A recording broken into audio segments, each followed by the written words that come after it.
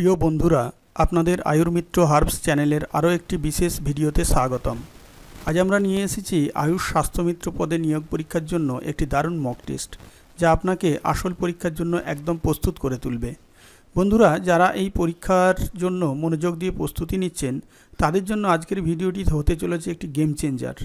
আমরা এখানে শুধু প্রশ্ন দিচ্ছি না, প্রতিটি প্রশ্নের সঠিক বিশ্লেষণ, ট্রিক্স এবং পরীক্ষায় ভালো করার বাস্তব টিপসও থাকছে। তাই ভিডিওটি একদম শেষ পর্যন্ত দেখবেন, কারণ শেষের দিকে থাকবে কিছু এক্সট্রা ইম্পর্টেন্ট প্রশ্ন যা সরাসরি পরীক্ষায় আসতে পারে। আর যদি এখনও আমাদের চ্যানেলটি সাবস্ক্রাইব করে না থাকেন, তাহলে এখনই সাবস্ক্রাইব বাটনে ক্লিক করুন, কারণ আমরা প্রতিদিন এমনই দরকারি মক টেস্ট ও প্রতিটি টিপস নিয়ে আসি যা আপনার সাফল্যের পথকে আরও সহজ করে দেবে। চলুন তাহলে শুরু করা যাক আজকের মক টেস্ট। আজকের মক টেস্টের প্রথম প্রশ্ন, আয়ুর্বেদ শব্দের অর্থ কী? দীর্ঘ জীবন, জীবনের বিজ্ঞান, চিকিৎসা শাস্ত্র, শারীরবৃত্তি। সঠিক উত্তর হবে জীবনের বিজ্ঞান। 2 নম্বর প্রশ্ন, আয়ুর্বেদ অনুযায়ী ত্রিদোষ কতটি? 2টি, 3টি, 5টি, 7টি। সঠিক উত্তর হবে 3টি। নিচের কোনটি ত্রিদোষ নয়? বায়ু, পিত্ত, কফ, রক্ত। সঠিক উত্তর হবে রক্ত। রক্ত ত্রিদোষ নয়। 4 নম্বর প্রশ্ন, আয়ুর্বেদের জনক কাকে বলে গণ্য করা হয়? চরক, সুশ্রুত, ধন্বন্তরী, পতঞ্জলি। সঠিক উত্তর হবে ধন্বন্তরী। 5 নম্বর প্রশ্ন, চরক সংহিতা মূলত কোন বিষয়ে রচিত? শল্য চিকিৎসা, চিকিৎসা বিজ্ঞান, শালাক্যতন্ত্র, ভেষজবিদ্যা। সঠিক উত্তর হবে চিকিৎসা বিজ্ঞান। তোমরা সহজে এটা মনে রাখবে, চরক সংহিতা, চ দিয়ে চিকিৎসা শুরু, চিকিৎসা শব্দটারও চ দিয়ে শুরু, সুতরাং চরক সংহিতা চিকিৎসা বিজ্ঞান। ঠিক তেমনভাবে সুশ্রুত সংহিতা প্রধানত কোন বিষয়? শল্য চিকিৎসা, রসায়ন, দার্শনিক চিকিৎসা নাকি বালরোগ? সঠিক উত্তর হবে সার্জারি বা শল্য চিকিৎসা। তোমরাও আগেরটার মতো এটা মনে রাখবে, দন্তেশ্ব দিয়ে সুশ্রুত সংহিতা শুরু আর শল্য চিকিৎসা তালস্য দিয়ে শুরু।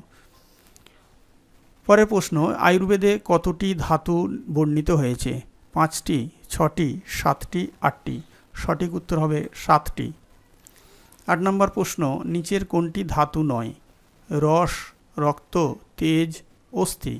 এক্ষেত্রে সঠিক উত্তর হবে তেজ। নেক্সট প্রশ্ন, আয়ুর্বেদে অগ্নি বলতে কী বোঝায়? পরিপাক শক্তি, শরীরের উষ্ণতা, জ্বর, রক্তচাপ। সঠিক উত্তর হবে পরিপাক শক্তি। 10 নম্বর প্রশ্ন, আয়ুর্বেদে মোট কত প্রকারের অগ্নি বলা হয়েছে? 3 প্রকার, 5 প্রকার, 7 প্রকার, 13 প্রকার। সঠিক উত্তর হলো 13 প্রকার। আয়ুর্বেদ অনুযায়ী স্বাস্থ্য রক্ষার মূল নীতি কী? রোগ নিরাময়, দেহশুদ্ধি, রোগ প্রতিরোধ ও স্বাস্থ্য সংরক্ষণ, ভেষজ গ্রহণ। সঠিক উত্তর হবে স্বাস্থ্য রক্ষার মূলনীতি হল রোগ প্রতিরোধ ও স্বাস্থ্য সংরক্ষণ। 12 নম্বর প্রশ্ন, আয়ুর্বেদে দিনচর্চা বলতে কী বোঝায়? প্রতিদিনের জীবনযাপন পদ্ধতি, ঋতু পরিবর্তন, খাদ্যাভ্যাস, রাত্রিকালীন আচরণ। সঠিক উত্তর হবে দিনচর্চা বলতে ক, প্রতিদিনের জীবনযাপন পদ্ধতি। 13 নম্বর প্রশ্ন, ত্রিফলা কোন 3টি ফলের সমন্বয়ে গঠিত? আমলকি, হরিতকি, বিভীতকি। আমলকি, নিম, তুলসী। তুলসী, আদা, আমলকি, গিলয়, তুলসী, নিম। সঠিক উত্তর হবে ক, আমলকি, হরিতকি, বিভীতকি।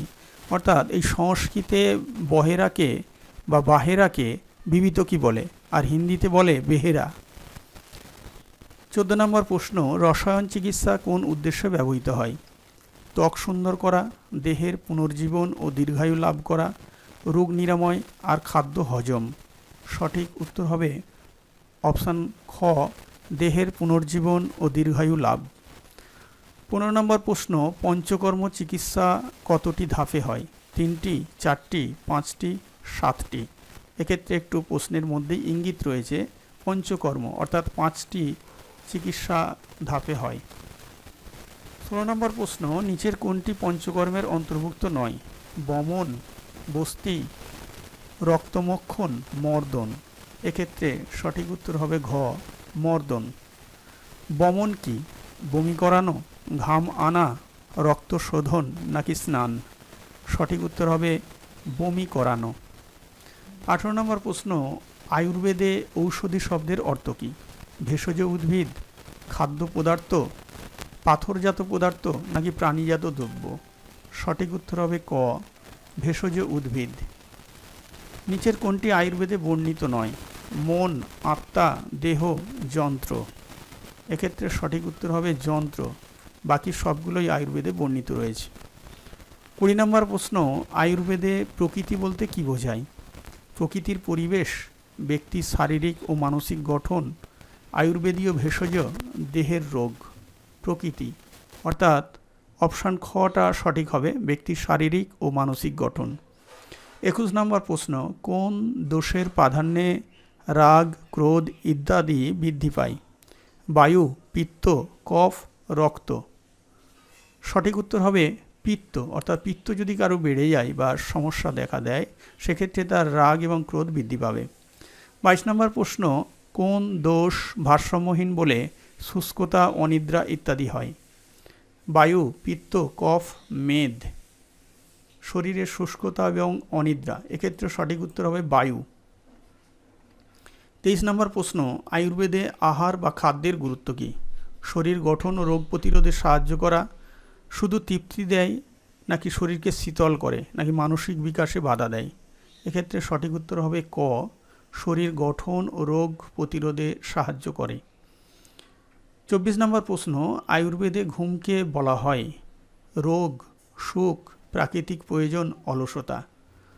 সঠিক উত্তর হবে প্রাকৃতিক প্রয়োজন, ঘুমকে বলা হয় আয়ুর্বেদ শাস্ত্রে। পরের প্রশ্ন 25 নম্বর প্রশ্ন, রোগ শব্দের আয়ুর্বেদীয় অর্থ কী? অসুখ, দেহের সাম্য নষ্ট হওয়া, জীবাণু সংক্রমণ, ব্যথা। তোমরা একটু গেস করো কোনটা হতে পারে। রোগ শব্দের আয়ুর্বেদীয় অর্থ হলো খ, অর্থাৎ দেহের সাম্য বা ভারসাম্য নষ্ট হওয়া। 26 নম্বর প্রশ্ন, রোগ প্রতিরোধ ক্ষমতাকে আয়ুর্বেদে কি বলা হয়? ওজস, প্রাণ, তেজ, বুদ্ধি। রোগ প্রতিরোধ ক্ষমতা, সঠিক উত্তর হবে ক, ওজস।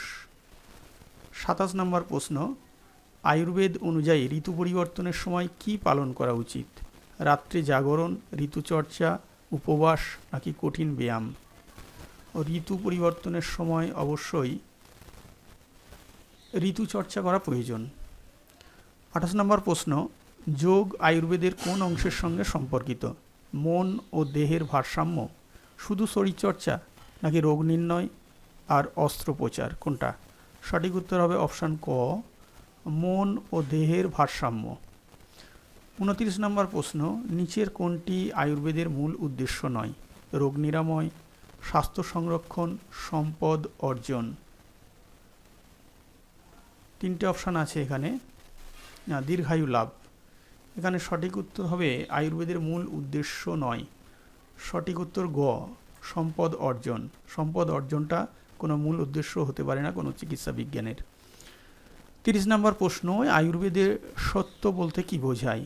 যা শরীরের জন্য উপযুক্ত, খ, যা দোষ বৃদ্ধি করে, গ, যা অশুদ্ধ, ঘ, যা মিষ্টি স্বাদের। সত্য বলতে বোঝায় ক, যা শরীরের জন্য উপযুক্ত।